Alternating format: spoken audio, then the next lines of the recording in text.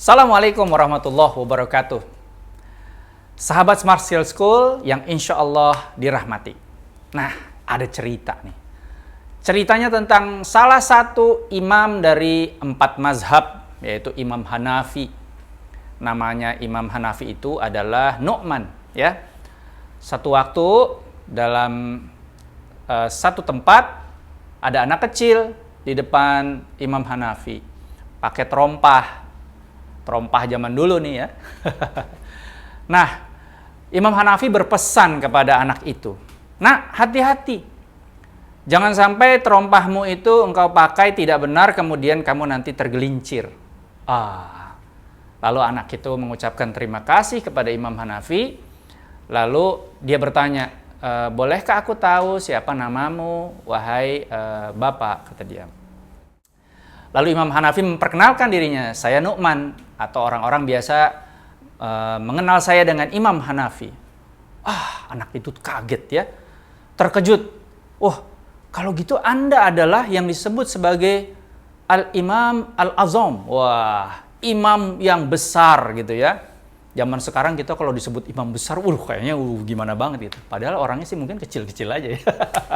Ya, Imam Hanafi seorang yang zuhud, jadi tidak besar juga ya. Kalau masa itu kita lihat, kita bisa melihat beliau masih hidup. Lalu anak itu berpesan kepada Imam Hanafi, "Wahai imam, jangan sampai gelarmu yang diberikan oleh banyak orang itu sebagai Al-Imam Al-Azam, imam yang besar itu, menggelincirkan engkau, bukan hanya di dunia, tapi di akhirat." Imam Hanafi terkejut. Imam Hanafi terharu. Imam Hanafi menitikkan air matanya mendengar nasihat dari seorang anak kecil. Dan dia seorang yang disebut banyak orang imam besar. Sahabat Smart Skill School, begitulah salah satu cara Allah mensucikan diri kita, hambanya. Mengingatkan diri kita bahwa kita tuh nggak ada apa-apanya di mata Allah. Kalau Allah ingin menggelincirkan kita dengan segala macam kehebatan kita yang dipandang orang banyak, ya hebat sekali, sangat mudah buat Allah untuk membalikkan itu semua, menggelincirkan kita, bahkan di hari akhirat nanti. Lalu apa dong yang menjadi penghibur kita, ya? Kalau Allah udah pengen mensucikan kita dengan cara yang keras kayak gitu, gimana dong? Apa yang bisa menghibur kita? Nah, di akhir surah Al-Baqarah, surah kedua, ayat yang terakhir ya, Allah katakan, Bismillahirrahmanirrahim, "La yukallifullahu nafsan illa wus'aha." Ini yang menghibur kita. Allah tidak akan mencoba ya seseorang itu melebihi daripada kemampuannya. Berarti kalau Allah ingin mensucikan diri seseorang, ya cobaannya, tesnya gitu, insya Allah tidak akan melebihi kemampuannya. Tapi kenapa ya? Kadang-kadang kita kalau dites gitu, rasanya berat banget. Kapan nih akan lewat nih tes ini? Apa yang bisa menghibur? Ingat loh, ini cuman tes ya. Tidak akan terus-menerus seperti ini. Akan ada masanya ketika kita sudah tersucikan, Allah merubah keadaan kita, insya Allah ke dalam keadaan yang lebih baik. Gimana caranya? Ini harus dimulai dengan satu ayat lagi dalam surah Al-Baqarah.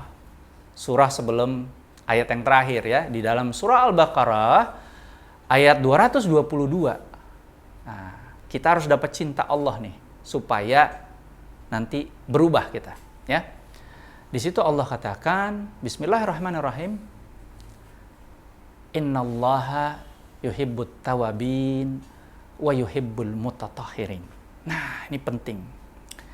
Jadi kita harus mencoba mensucikan diri kita sebelum Allah mensucikan diri kita dengan cara-cara yang subhanallah berat buat kita. Walaupun Allah sudah menjanjikan tidak akan mencoba melebihi dari kemampuan kita ya. Tapi bisa jadi tidak melebihi dari kemampuan kita itu berat juga gitu kan. Nah, jadi kuncinya di surah Al-Baqarah 222 itu. Kita kalau mau dicintai Allah, jadilah senantiasa orang yang merasa berdosa lalu bertaubat. Innallaha yuhibbut tawabin wa yuhibbul mutatahhirin. Allah mencintai orang yang senantiasa bertaubat dan mensucikan dirinya. Jadi kalau seperti itu, Allah kasih jalan juga, ya. Mensucikan dirinya tidak harus Allah kasih dengan tugas-tugas yang berat-berat, tapi kita harus senantiasa bertaubat. Kalau senantiasa bertobat berarti tahu kan ya kesalahannya apa gitu kan ya. Jangan cuma main bertobat begitu aja, ya. Bertaubat, kemudian kita mensucikan diri. Dengan apa? Berbuat baik yang sebanyak-banyaknya. Dengan apa? Dengan tetap menjalankan 3 hal yang kekal. Amal jariah, distribusi ilmu yang bermanfaat, dan kalau kita punya anak keturunan, ya, punya anak didik, ya, kita berikan fokus kepada mereka untuk bisa meneruskan amal jariah kita dan distribusi ilmu yang bermanfaat kita, dan mereka mendoakan kita. Kalau bahasa mensucikan diri itu kita coba cari, ya, berarti kita punya kesalahan. Kesalahannya harus dihapuskan. Gimana cara menghapuskannya?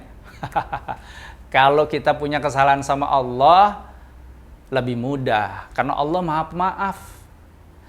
Istighfar sebanyak-banyaknya. Makanya Rasulullah, walaupun dia sudah dijamin bukan orang yang berdosa sama Allah, dia tetap melakukan istighfar sebanyak-banyaknya dalam satu hari kehidupannya. Ya. Kalau kita punya salah sama orang, nah ini nih yang agak berat ya. Kalau mau menghapus kesalahan kita sama orang, ya kita minta maaf kepada orang itu. Sebagaimana Allah katakan dalam hadis qudsinya, kalau kesalahan hambaku kepada aku maafkan. Tapi kalau kesalahan hambaku kepada sesama hambaku yang lain, maka mintakanlah maaf dari hambaku, aku akan memaafkannya. Jadi kalau mau hapus kesalahan dengan orang lain, ya kita minta maaf gitu ya. Atau ada cara yang lain nih. Kadang-kadang kan kita mau minta maaf, orangnya nggak tahu ya di mana ya. Orangnya jangan-jangan sudah mendahului kita menghadap Allah, nggak tahu kita. Nah, cara menghapuskannya adalah dengan berbuat baik sebanyak-banyaknya, terutama kepada 3 hal tadi yang tidak terputus ketika kita sudah meninggal sekalipun. Sahabat Smart Stay School, segitu yang mungkin bisa saya tambahkan, camkan di pikiran dan hati kita, senantiasa menjadi orang yang bertaubat dan mensucikan diri. Sekian. Assalamualaikum warahmatullahi wabarakatuh.